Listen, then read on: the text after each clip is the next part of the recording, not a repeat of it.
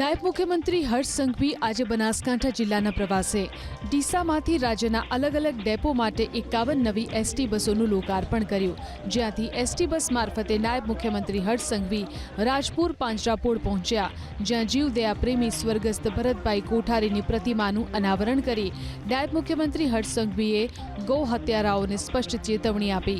હર્ષ સંઘવીએ સ્પષ્ટ કર્યું કે જીવદયા મારો ધર્મ છે, જીવદયાનું કામ કરવું મારી ફરજ છે। ગૌ હત્યા રોકવા માટે હું અને સરકાર કટિબદ્ધ છીએ।